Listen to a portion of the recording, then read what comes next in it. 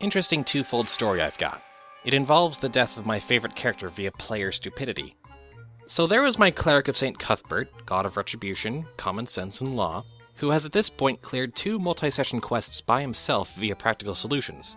Burned the abandoned barn down to kill all the kobolds, collapsed the abandoned mine's entrances to kill all the goblins. After that, the DM made it so we had to get things from the locations he sent us. Currently, we were in an abandoned pyramid in the jungle. I had in that same combat turned a mummy so it was fleeing, thus saving our monk from mummy rot. Well, later in combat with Yuan Ti, I'm injured but not too badly, so I go to engage one of the snake's casters in melee. Turns out the panel in front of him triggered a trap that shot an arrow that was coated in con-damaging poison. He rolled a loss of 12 con, or 6 HP per level. So I took a good bit of damage, not even counting the arrow or my earlier minor wound. I went down at -9 HP.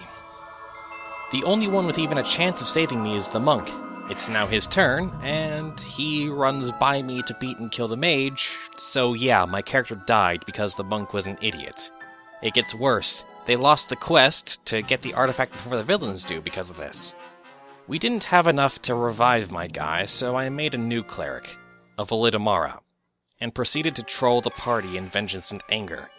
I never used healing spells and channeled negatives so I couldn't turn undead. We amazingly enough never died, but we never managed to get any of the artifacts before the villain.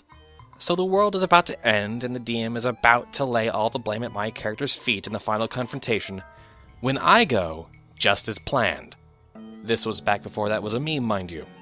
See, the DM was new. He didn't ask me what my character's backstory or alignment was. I had never intended this, but I decided to just twist the knife in both the DM's ruined campaign and my jerk PCs who let me die and didn't even chastise the monk.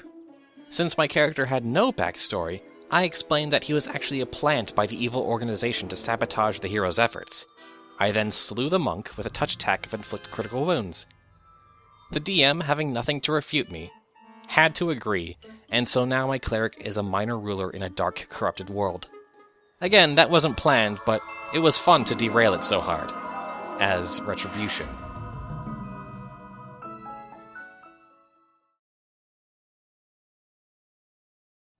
Once, in an anima campaign, I played an eccentric freelancer with a perception of 3, and the GM knew it. He was pretty much an American tourist. My every waking moment caused some sort of chaos, but somehow it almost always worked in the party's favor. For example, we once needed to break into a fortified palace. When I was informed of the plan, I was reading about local culture and language. Due to a bad roll, I just nodded along without actually hearing any of it. So as soon as the party approaches the palace, the first thing I do is mistake it for a rather fancy hotel and stroll right up to the main gate. Upon being stopped, I was outraged. I claimed to be here on a very important, much-needed vacation and needed to check in. Then I went on to say that their service was terrible in a subpar translation of their native language. As they stood dumbstruck, I demanded to see their manager, citing their ill manners as grounds to be fired. This terrified them, as apparently I had actually said something to the equivalent of, "How dare you, do you know who I am? I am here on a very important mission. I demand to see your lord. You should be executed for such insolence." So they ended up believing I was some sort of diplomatic envoy. Not only did this distract all of the guards long enough for the rest of the party to sneak in, but the hijinks resulting from my meeting with the local lord was enough of a distraction for the rest of the party to steal back the ancient relic we were going for, undetected, as well as raid the treasury, leaving just as I was being thrown out.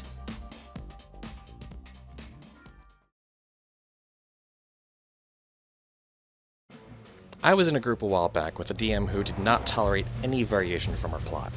As in, our characters regularly got visits from deities and powerful sorcerers, who brainwashed/kiosked us if we ever tried to do anything other than follow the railroad tracks. It wasn't long before we players started passive-aggressively looking for ways to subvert her. And eventually we just started aggressively looking for ways to jump the tracks, which isn't technically how you're supposed to do D&D. But with the right group of friends for players, it can be a lot of fun in its own right. Anyway, our shining victory was when we came to a tower guarded by 2 gnolls. We killed them, and were informed that one of them had a key on his belt, and that it looked about the right size for the keyhole in the door, and that we should use the key to go in the door. Yes, she actually said that. We spent the next 45 minutes, real time, trying to find some other way inside. The door turned out to be magically barred, indestructible, fire-resistant, and unteleportable.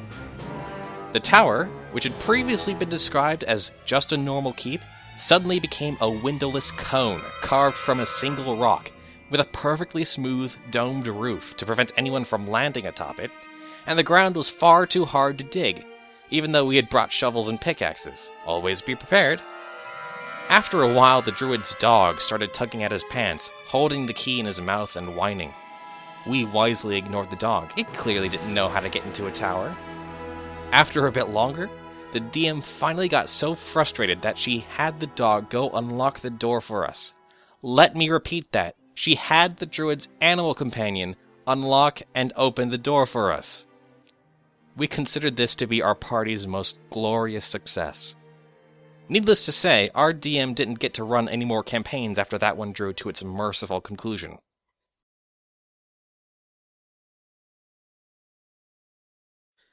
As a DM, I like to present the players with choices that are cruel, questions their character's conscience, or generally have no 100% negative or positive outcome.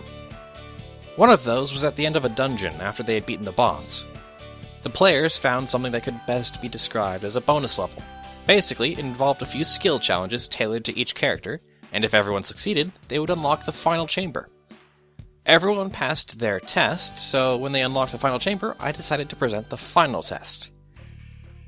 Inside the room, there were several items that had so many buffs and bonuses that just having them would make everything you did 20% cooler. But there was also a little girl magically chained to them. Now the kicker was that in order to get the items, the players would have to kill the girl. The choice essentially boiled down to killing the girl and getting the best items in the world, but having violated pretty much everything they stood for, and I made it clear that people will know of their actions should they do so, or leaving everything as it was and leave the weapons behind. Of course, since I knew that most of the players would pick option 2, because, they're the good guys after all, I threw in the notion that some of the items were quest-related, being keys to unlock something, so they had to get them one way or another. Everything unfolded as planned. The paladin, Lawful Good, started arguing with everyone else about the importance of life and that they couldn't just kill a little girl in cold blood for greed, while the others tried other methods like trying to steal them, didn't work, magical security, tried to talk with the girl to know more about the whole situation, or tried to move the items in some other way without having to resort to violence. One of them even tried to talk the girl into killing herself so that they wouldn't have to do it themselves. Needless to say, this didn't work. Now, I expected them to eventually come to a consensus that killing the girl would be bad, but letting the world come to Armageddon was even worse. It was that kind of story, and they would have to take the items for the greater good. Until one player, who hadn't participated in the argument with the paladin or tried anything on his own, asked what the girl looked like, seeing how I didn't provide much information aside from that she was a girl, little, and magically chained to the items. So I gave him a drawing of the girl, my group uses a lot of pictures, and the following exchange occurred. Here's a picture of how she looks. Oh god, she's adorable! Yes, now what are you going to... Can we take her? Excuse me?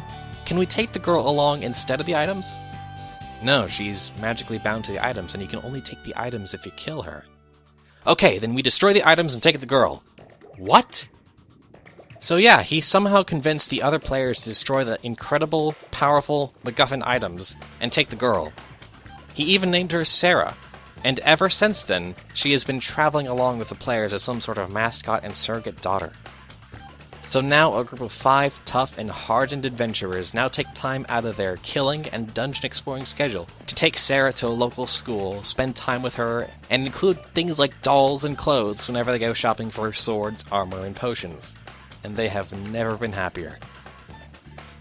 Of course, now I have retconned that their choice was the correct one, and that Sarah is the daughter of a god and vital to the story, but back then I couldn't believe that the group would choose the girl over awesome killing sword of justice, so to speak.